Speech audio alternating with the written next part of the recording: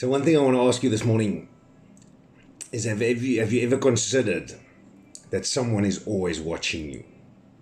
Someone's always keeping an eye on you. For one specific reason. That battle that you're fighting, that challenge that you have in your life, somebody's watching to see how you deal with it, how you're getting through it. And all they want to do is actually just help you, but they don't know how because they are facing similar, worse, whatever. They're facing something. And you caught their eye because what you're doing seems to be working. Do you ever consider that? So they're watching you to see how you're doing. My friend, you are somebody's role model. You are the one somebody's watching going, if this guy can do it, I can do it. And you're not even going to know who these people are. That's the incredible thing about it.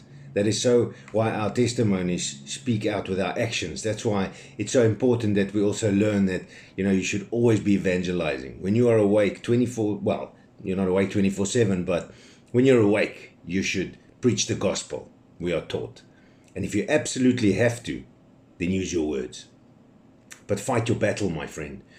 As I said, you are somebody's role model. And you might not feel like you're winning, but you look like you are winning to somebody else because of where they are in their journey. And, the Bible speaks in many areas. It speaks about the instructions we should give each other and the things we should be doing to shine our lights and stuff. It's actually firm and very clear, and often so simple things that we just need to go read to find out. To begin with, as a child, of course, you need to listen, but the instruction are given to your parents most of the time. Proverbs 1 verse 8 says, "My son, hear the instruction of your father, and do not forsake the law of your mother." Honor your parents, listen to them. Your first role models in your life personally are normally your parents. Dad is the hero. My dad was my hero as a kid. My dad is my hero today.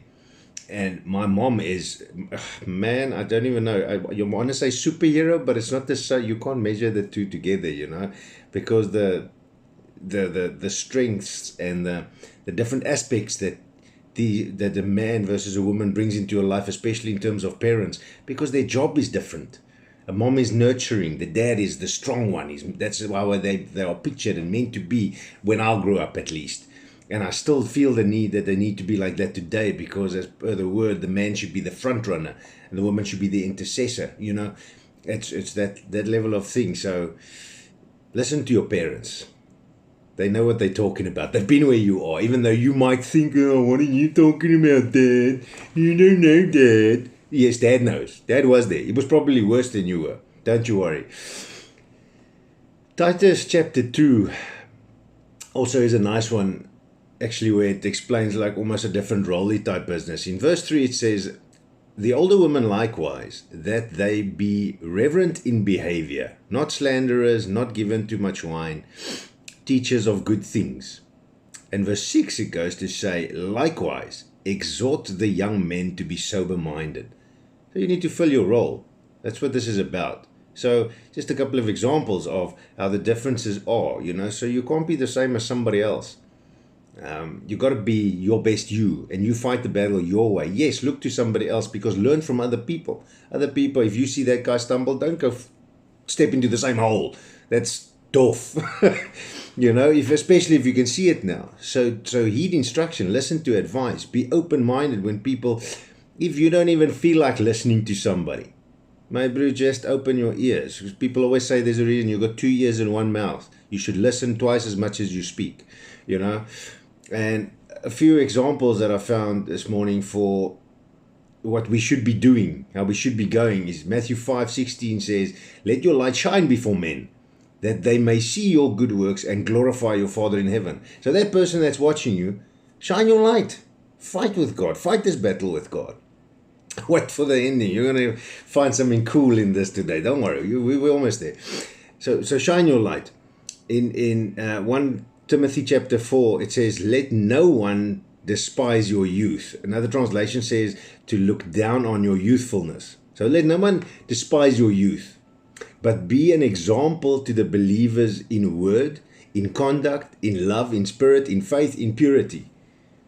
So don't There will always be naysayers because because of where they are in their journey, or they may be blinded by, the hurt. I often say hurt people hurt people. And it is like that because they don't know how to get out. And you, by fighting your battle and doing this when those things come, just keep fighting your battle, because you are making progress. You are moving, my friend. You are moving. I read something last night that says your area of grace, the area God has called you for, is the place you'll be attacked and filtered and sifted the hardest.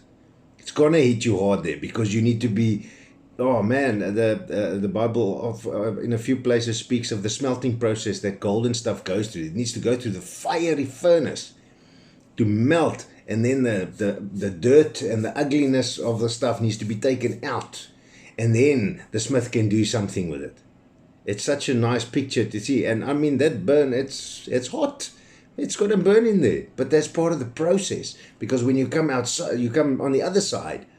Oh man, it's a strong place that you're going to be in.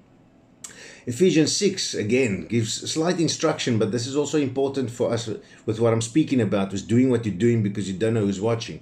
But Ephesians 6 verse 4 says, "Fathers, do not provoke your children to anger, but bring them up in the discipline and instruction of the Lord." So even in battles, but it's, as I said, specifically it mentions fathers now, but it means anybody. You don't provoke children to anger. You don't, you teach them.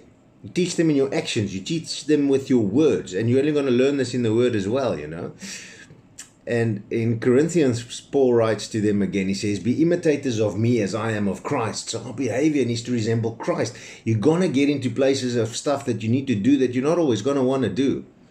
If you really think about it, the amount of time that Jesus spent praying before he was crucified, he said, he begged God to say, "Lord, please let this cup pass from me, but your will, not mine." I can assure you that in the end of the day, that's not something anybody wants to do. But he had to do it, and he did it. He was devoted. It wasn't a duty, it was a devotion for him in the end of the day to do it as well. So I want to encourage you with this morning. Actually coming back in Titus 2 again, but chapter 7, it says, "In all things showing yourself to be a pattern of good works, in doctrine showing integrity, reverence, and incorruptibility." Just keep going, and don't let people corrupt you. Don't let things corrupt you and distract you and break you. I know it's tough. I know it's hard. But I know also you can do it, because I know the Jesus that's inside of you. I know the power of the one that's helping you through this battle, that's busy filtering and sifting you to become that awesome, amazing version of yourself that you need to be for his kingdom, to grow it, to walk in the grace that he has for you, to continue on the path that he was called you to do. Man, I want to tell you to stand firm in that. The Bible says you can do all things through Christ who strengthens you. You can alles doen, man. So I want to encourage you to be of good courage. You got to keep going. You are inspiring somebody and you don't even know about it. You are teaching somebody with that fighting spirit that you have within you. And God will bring you out of it. Let me just tell you that. You won't know the testimonies that other people are going to have because of them seeing how you progress and they applying it to their lives and them having their own victory. My friend, God will bring you out of it. I just want to tell you something, that God has never lost a battle. And he most certainly won't leave you in a battle to lose. That's not going to happen. People say if God brings you to it, he'll bring you through it. Of course he will. He's a God of victory. Oh man, and you need to remember that you will win. God will help you win. You will win. You just need to learn some stuff along the way and be equipped for what it is you need to do.